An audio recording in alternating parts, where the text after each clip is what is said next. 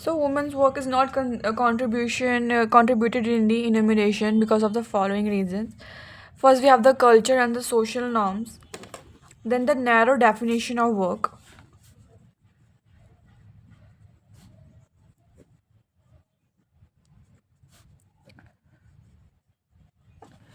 Standard enumeration systems like the census or NSSO often classify work as activities generating monetary income since much of women's work is unpaid cooking, cleaning, caring, collecting fuel, managing household economy. It does not fit into the traditional definition of the work. Then, third, we have the underreporting by women themselves.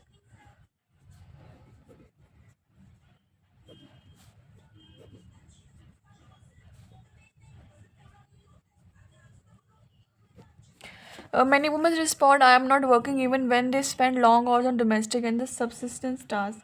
This is because they do not view these tasks as the real work due to social conditioning. Then we have the enumerator bias. Surveys sometimes assume women in households are dependents and may not probe deeply about the variety of activities they perform. As a result, activities like livestock care, kitchen gardening, weaving, food processing, and home based small scale work go unrecorded. Then we have the visibility issues. Men's work is more public and visible, whereas women's labor happens mostly within the household, making it less likely to be counted. Then the invisible, informal, and the home based work is harder to capture in official enumeration. Visibility issues. Contribution to family enterprises is overcooked.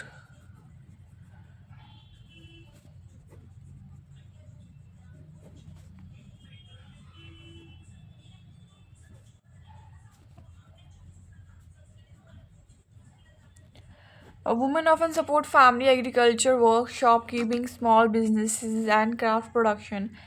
However, because they are unpaid family workers, their contribution is classified as help and not as independent work.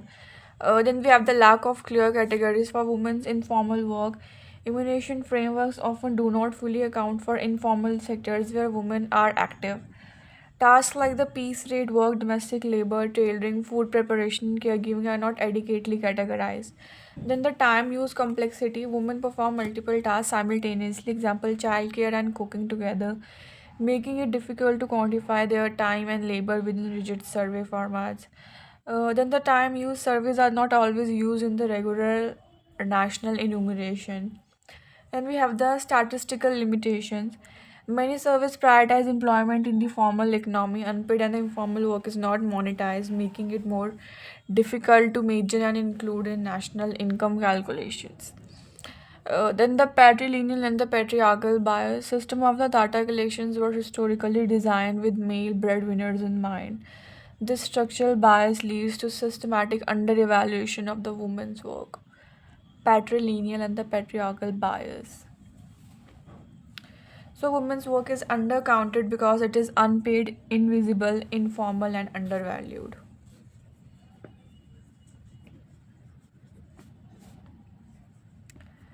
Underpaid, informal, undervalued.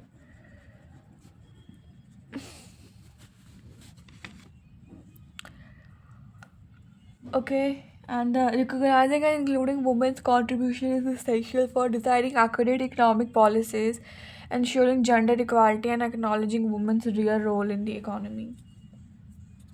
Vishakha judgment suggestion.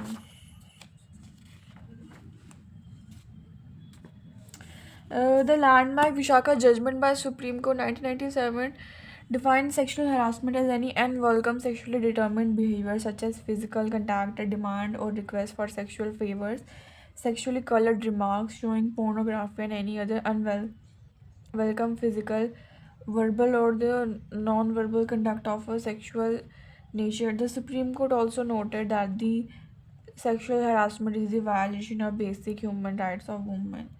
The judgment also provided guidelines for employers to redress and prevent sexual harassment at workplace.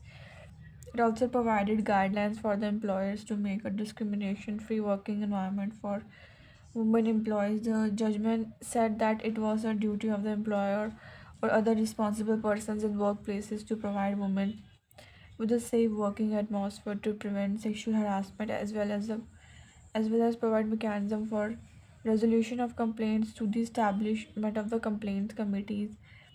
The code further directed that every workplace must constitute a committee for receiving and inquiring into complaints of the sexual harassment. As per the directives of the code, every such committee should consist of members of whom at least 50% women are. Okay. The chairperson of the committee should be a woman. An external member from a social work non-profit organization has to be appointed in the committee. Along with the above said step, the following preventive steps needs to be taken by the employer. These are discussing the issue affirmatively in workers' meetings and employer-employee meetings. Prominent display of guidelines to create awareness of the right of women employees. Prominent display of members of the complaints committee and their contact details. The employers are also responsible for formulating an anti-sexual harassment policy and constitution of a complaints committee to investigate, mediate, counsel and resolve cases of the sexual harassment. The about the sexual harassment at the workplace. लाइनों कहाँ से गोरी? What are glass ceiling and double burden? Women face two types of obstacles to enter into employment due to socialization: glass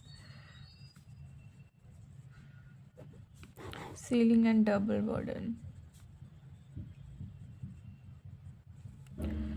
So, invisible, informal, and unofficial barrier that prevents women from rising to the highest levels of leadership, power, or decision-making positions in the organization, despite having the necessary qualifications and abilities. It is glass because it is not openly acknowledged, and the ceiling because it restricts upward mobility. This barrier is created by the gender bias, discriminatory workplace practices, limited access to networks, and stereotypes that consider men more suitable for leadership roles. As a result, women are often stuck in lower or the middle level positions. And we have the double burden. It refers to the situation where working women have to manage both paid and employment and the unpaid domestic responsibilities simultaneously. Even when women work full time outside the home, they are still expected to perform household duties such as cooking, cleaning, childcare, and caring for the elderly. This creates physical, emotional, and the mental stress, reduces their leisure time, and limits their opportunities for the career advancement. The double burden is a major result of traditional gender roles that consider domestic work as solely women's responsibility.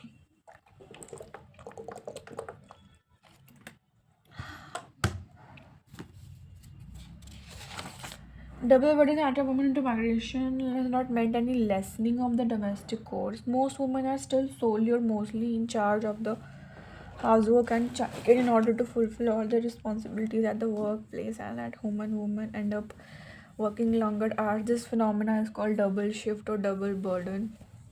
We have the migration, social protection. Women constitute a growing population of the workers who migrate to urban centers or to the other countries where their work is better paid. Most commonly, they work as domestic helps, nursing personnel, or in leisure industry.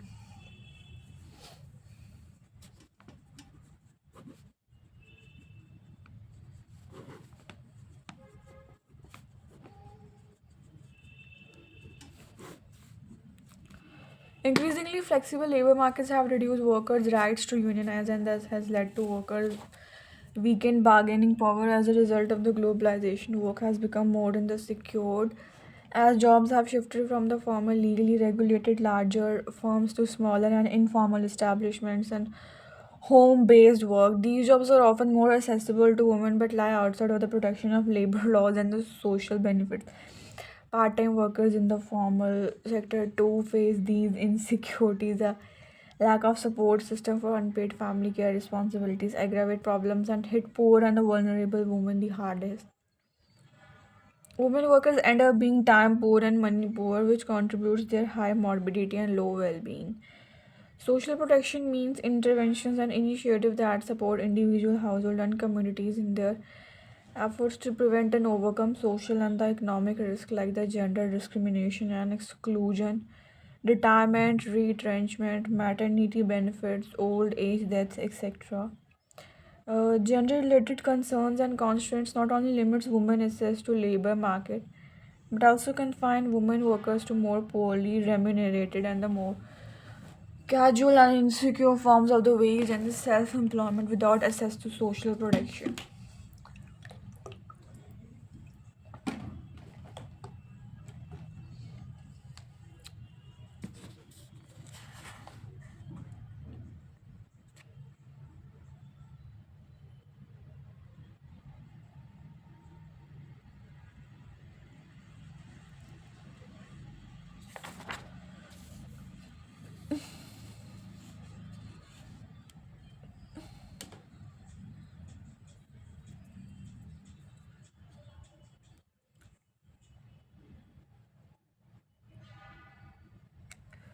Servicization.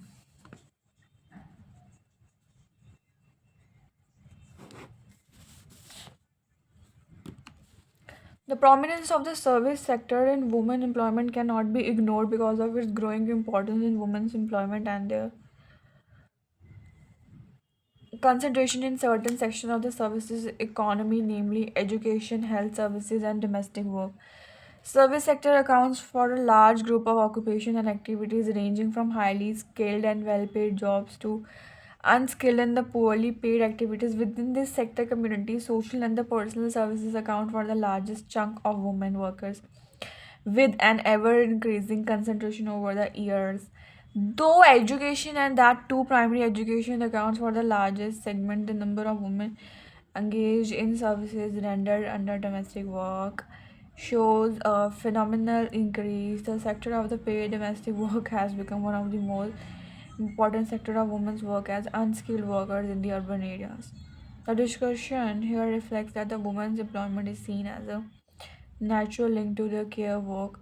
Such engagements leave ample time with the woman worker to carry out her own domestic responsibilities, namely the unpaid care provided to the family. Decent work.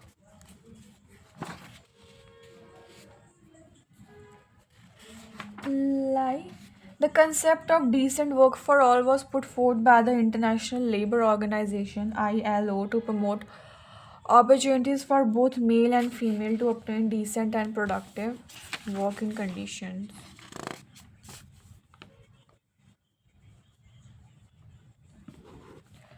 ILO International Labour to promote opportunities for both male and female to obtain decent and productive working conditions for freedom, equality, security, and human dignity.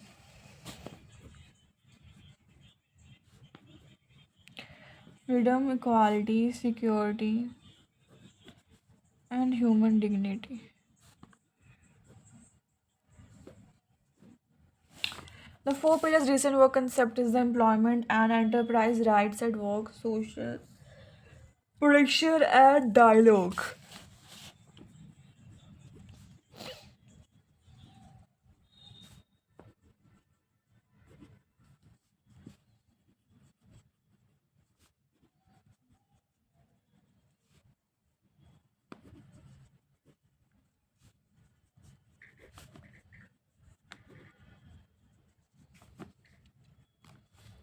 These pillars constitute an important part of reference that aims to make societies more just, sustainable, and equitable while focusing on empowerment of marginalized groups in society. Women's access to decent work is particularly affected by the burden of the combining reproductive and productive work. This stress of double burden of work is not accounted for in traditional conceptualization of work, which focuses on the paid work and do not examine the implications of the reproductive labor. We have seen women's involvement in the household as well as the productive activities. Most of the time, the contributions of the women's productive activities are not recognized. It is invisible most of the time, and the statistical enumerator approaches family members to note the contribution of work of the each family member. They tend contact male members of the family to take note of the family member's contribution due to the non-recognition of the woman's contribution combined with socialization process. Male members value less on the woman's work, so they fail to inform enumerators on the woman's contribution. What constitutes a woman's work? Moreover, all developed countries, including India, registered large percentage of the agriculture and household-based production units. In these agriculture and the household-based production units, family members work as non-wage employers.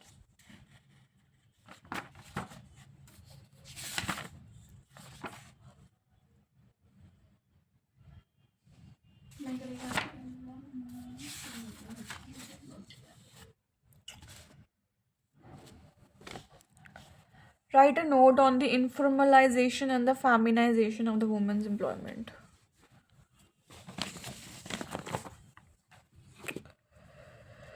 Informalization and the feminization of.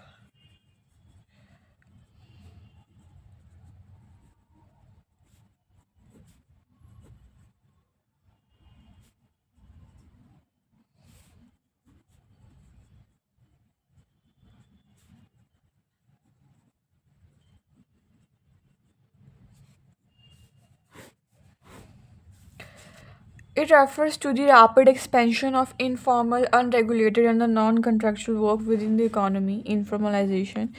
In many developing countries, formal sector jobs with security, social protection, and fixed wages are shrinking, while informal jobs characterized by the low wages, long hours, lack of job security, and absence of social benefits are increasing.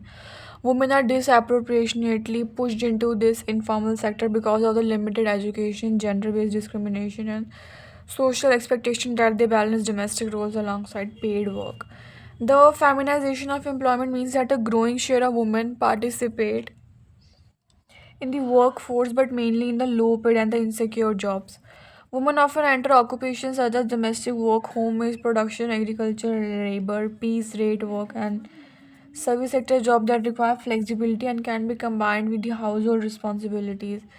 Employers frequently prefer hiring women for such work because they can be paid less and are perceived as a more irregular or part-time and are less likely to unionize due to their multiple responsibilities. This link between informalization and the feminization highlights how economic structure and gender norms combine to place women in the vulnerable positions.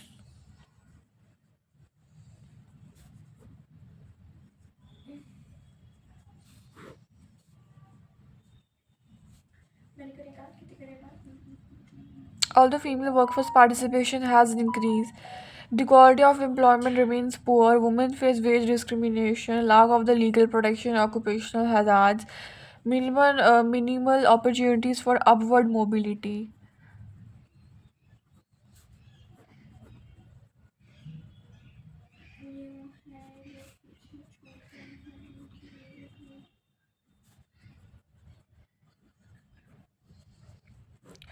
As a result, informalization does not empower women economically. Instead, it reinforces gender inequality by trapping them in precarious and undervalued work.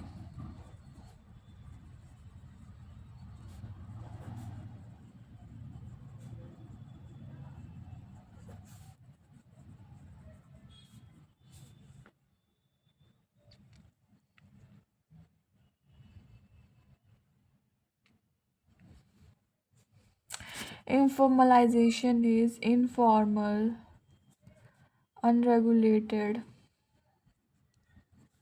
non contractual work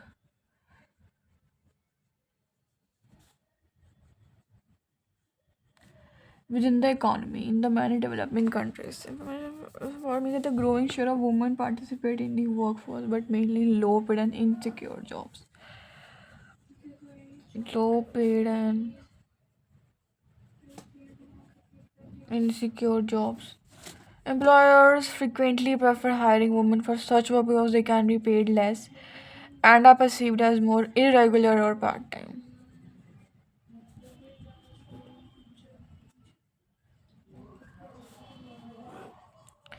The link between formalization and feminization highlights how economic structures and gender norms combine to place women in the vulnerable position.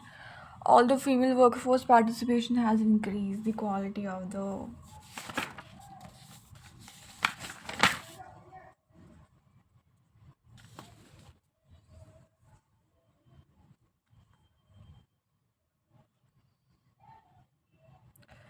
Given the reproductive and the caregiving roles in the form of the unpaid work, these societal expectations from the women are exploited by the employers to maximize their profit. Thus, women workers form the backbone of the informal economies in the countries across the world. Feminization of the employment and labor force.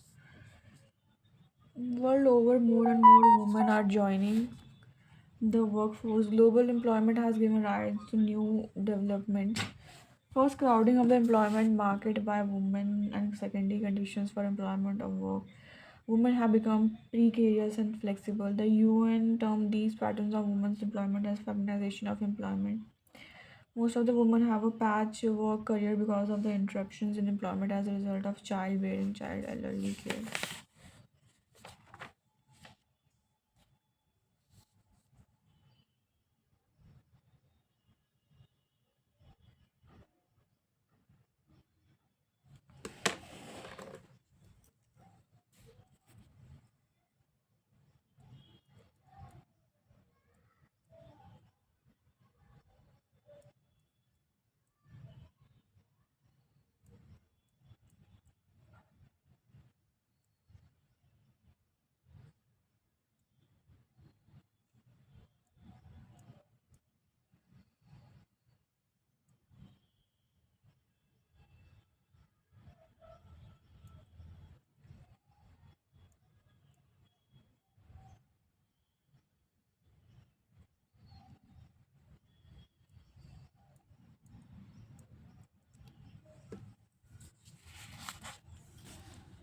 What is enumeration?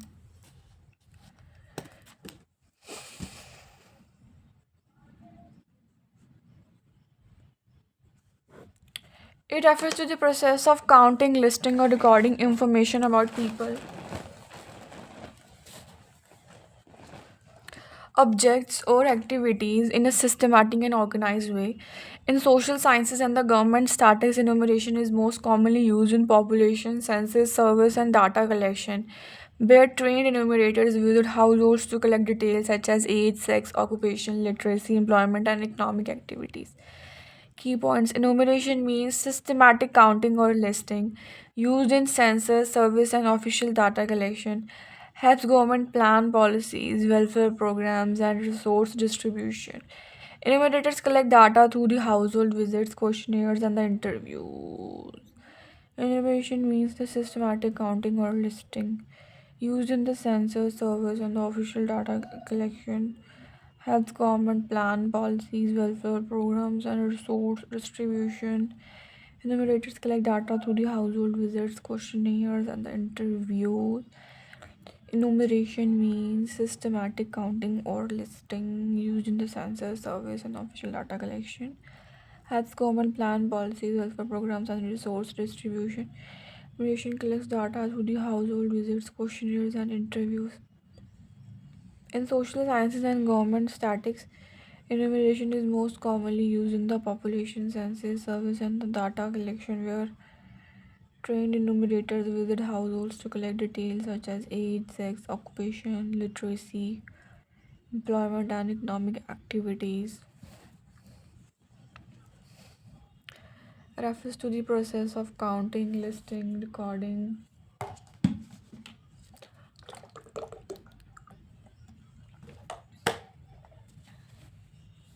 What are the role of NSSO and Census of India?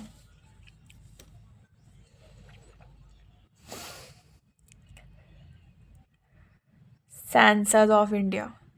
Role of NSSO, which is National Sample Survey Office.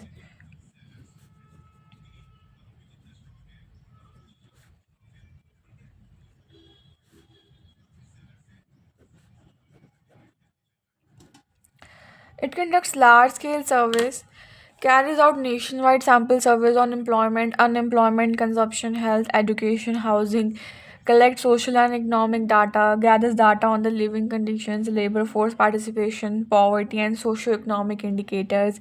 It provides reliable statistics, produces high quality statistical information used for planning, policymaking, and research. Household and the enterprise service conducts regular surveys of the households and unorganized business units. supports national accounts, supplies data need for GDP estimation and other national economic measures, publishes statistical reports, releases survey reports, fact sheets, and periodic bulletins for public and government use. Rules of the Census of India: enumeration of population, conducts the national census every 10 years, counting the entire population of India. It collects demographic data, records age, sex, literacy, religion, caste, marital status, language. It collects socio-economic information, gathers data on the housing, migration, disability, work participation, occupation, and amenities. It provides basis for planning. Census data is used for the government planning, budgeting, welfare schemes, infrastructure and resource allocation. It helps in policy formulation, essential for policies related to health, education, employment, gender, and social development. Administrative uses used for constituency delimitation, reservation policies, and the distribution of funds to states. Conduct sample surveys on the socio-economic condition, employment, consumption. Conducts a complete population count every 10 years and provides detailed demographic and the socio-economic data. And they will also conduct sample surveys on socio-economic conditions, employment, consumption, etc. Conducts a complete population count every 10 years and provides detailed demographic and socio-economic data.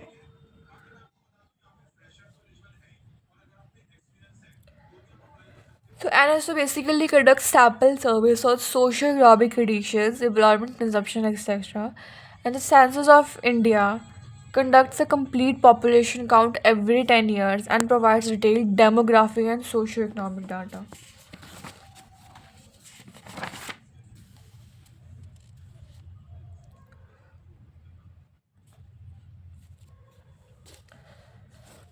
Explain contemporary discourses reflected to women and work with suitable examples. Gendering work.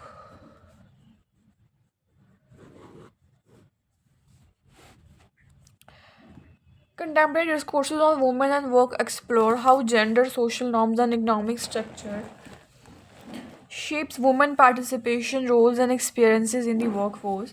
These discussion emphasizes issues like equality, empowerment, exploitation, and work-life balance in the modern context. Women's economic empowerment: modern discourse highlights women's right to economic independence and equal opportunities in all sectors. Example programs like the Beti Bachao Beti Padhao and government initiative encouraging women entrepreneurs aim to reduce economic dependence on men. Then we have the wage gap and employment inequality. Despite increased participation, women often earn less than men and are concentrated in low paying, insecure jobs. Example, in the IT sector, women occupy managerial role less frequently, and in manufacturing, they are often hired on the temporary or informal contracts. Work life balance and double burden. Women continue to bear the double burden: paid work outside and unpaid domestic responsibilities inside. Example, even in the urban India, working mothers manage office work along with the childcare, cooking, and the elder care, leading to stress and limited career advancement. Then we have the informalization and the vulnerability. Many women work in the informal sector, such as domestic labor, house based work, or agriculture with low wages and no social security. Example, street vendors, agricultural laborers, and the small scale handicraft workers often lack formal recognition and protection. Gender occupational segregation. Women's work is often seen as an extension of traditional roles: care, teaching, nursing. Example, nursing, teaching, and the clerical jobs are often dominated by the women, whereas the technical and the managerial position remain male dominated. In the feminist and the policy discourse, feminist scholars and the policymaker advocate equal pay, maternity benefits, flexible work hours, anti-discrimination laws, and the representation in leadership roles. Example, Companies introducing work from home options and the anti sexual harassment policies reflect modern approaches to gender equity at work.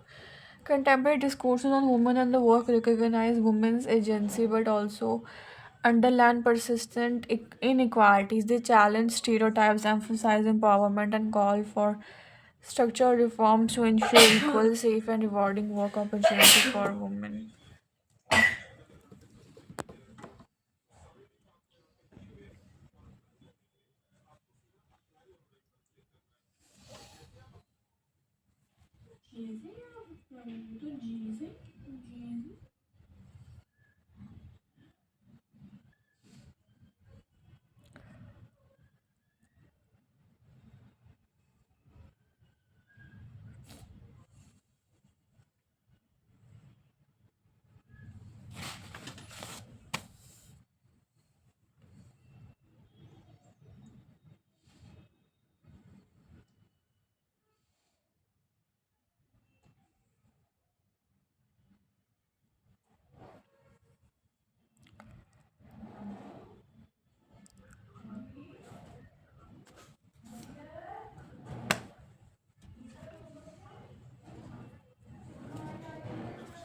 Discuss the issue related to gender based violence at work.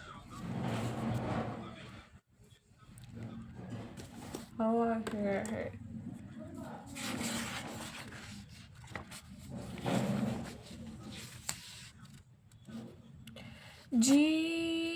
GBV at work refers to harmful acts directed at the individuals based on their gender, creating unsafe, hostile, and discriminatory work environments. Women are disproportionately affected through though men and gender minorities may also face harassment or abuse.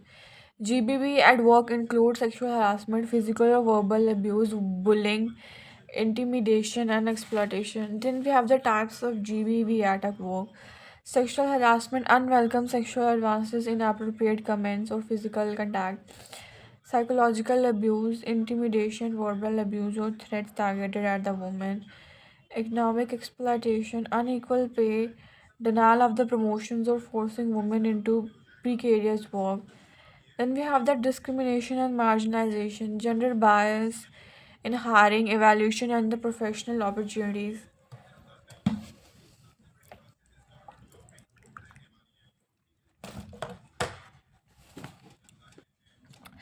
Patriarchal social norm, deep-rooted stereotypes about women's roles at the work contribute to discrimination, harassment. Power imbalance, women in subordinate positions are the more vulnerable to abuse by the superiors.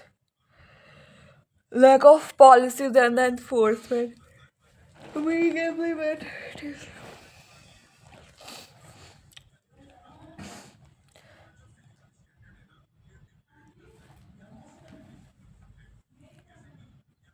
Weak implementation of the anti harassment laws and insufficient workplace grievance and mechanisms impacts physical and the mental health, stress, anxiety, depression, and trauma, career consequences, job loss, reduced productivity, and limited opportunities for growth, economic impact, low income, and the long term financial insecurity, organizational environment, decreased morale, high turnover, and reduced efficiency.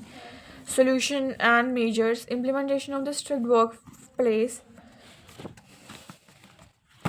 anti-harassment policies, example POSH Act in India, awareness programs and training to change attitudes towards gender equality, safe reporting mechanisms and legal recourse for victims, promoting women in leadership roles to reduce power imbalance. GBV work is not only a violation of women's rights but also a barrier to economic equality and social justice. Addressing it requires legal frameworks, organizational accountability, and cultural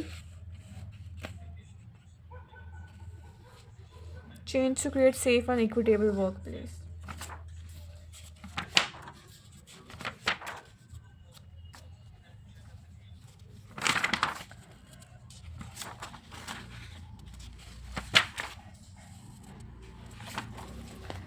What is understood by work? Define. Work.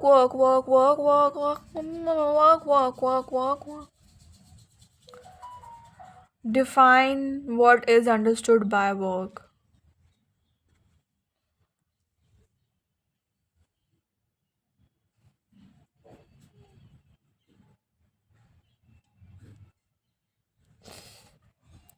Work refers to any physical, mental, or the social activity undertaken by a person to achieve a purpose, produce goods or services, earn a livelihood, or contribute to society. Work can be paid or unpaid, formal or informal, productive or reproductive. Paid versus unpaid work includes jobs with wages or the salaries as well as the household tasks and caregiving. Formal versus informal. Formal work is regulated and documented. Informal work lacks legal or the social protection. Productive work is reproductive. Reproductive work generates goods or services for the market. Reproductive work includes domestic labor and the care responsibilities. Then we have the purposeful activity. Work is done intentionally to achieve a goal, support oneself or others to contribute to the economy or community. Paid versus unpaid work. Work includes jobs with the wages or salaries as well as the household tasks and caregiving. Formal versus informal. Formal work is regulated and documented. Informal work lacks legal or the social protection. Productive work generates goods or services for the market. Work refers to any physical, mental, or the social activity undertaken by a person to achieve a purpose, produce goods or services, earn a livelihood, or contribute to society. Work can be paid, unpaid, formal, or informal, productive, or reproductive. Who is reserved army for women and why?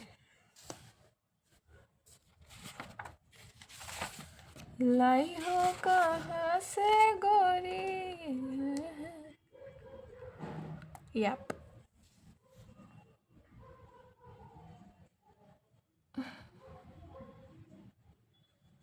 Who is reserved army for women and why? Army of women.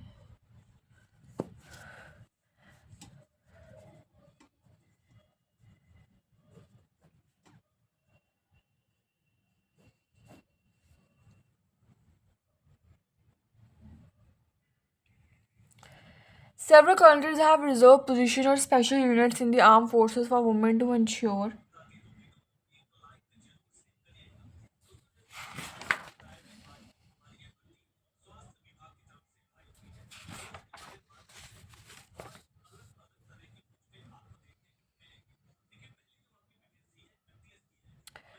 the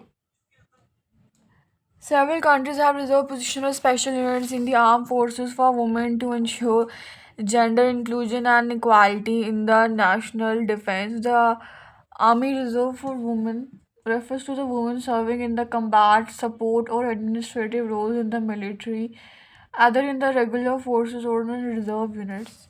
Reasons for the Indian Army. यार ये army कहाँ से आ गए यहाँ पे? Gender equality and empowerment.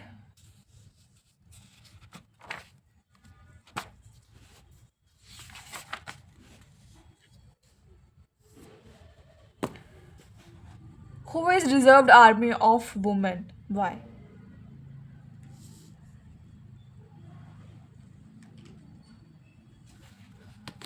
Who is reserved army of women? Why?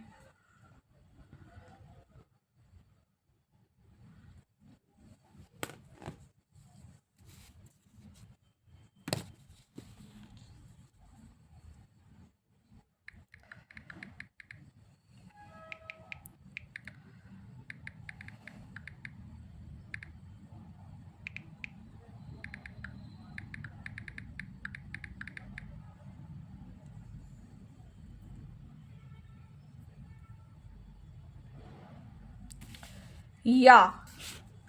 So, the term reserve army of women come from Marxist and feminist economic theory.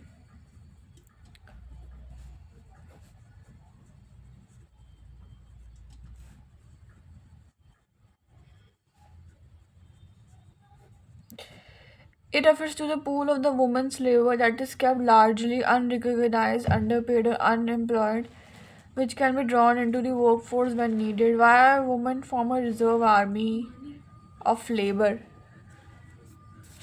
First, we have the economic flexibility,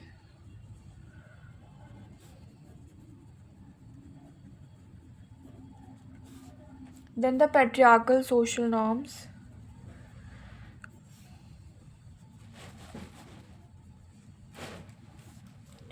underemployment,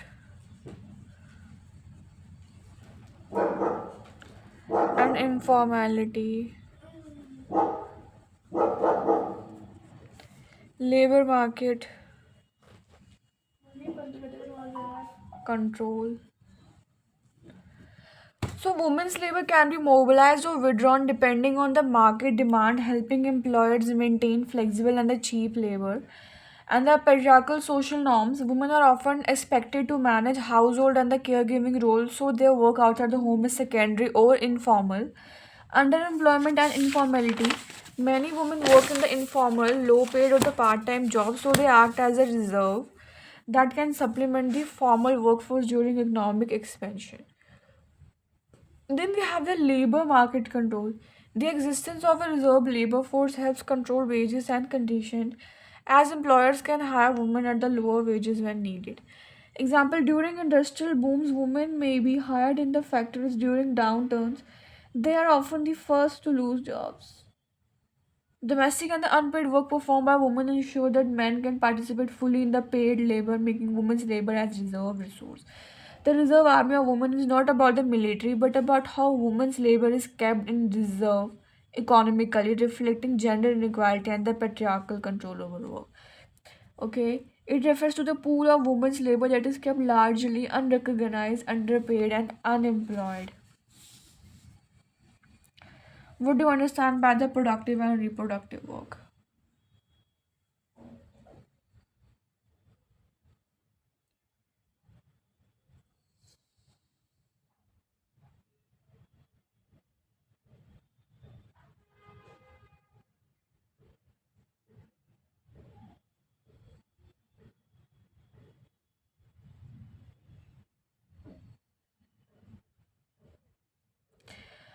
Productive work refers to the activities that produce goods or services with economic value and are often paid or unrecognized in the market.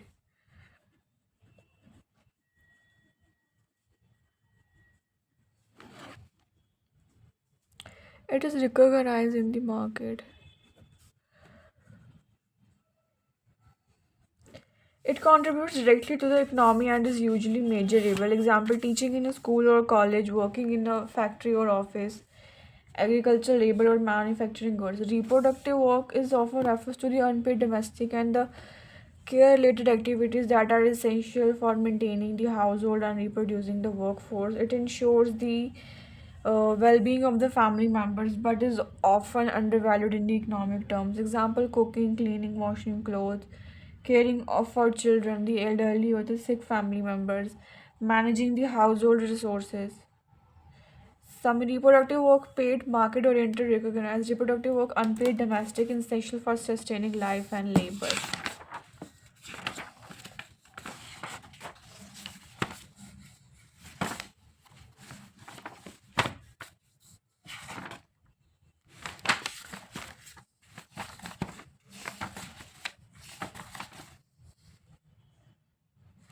We have the motherhood.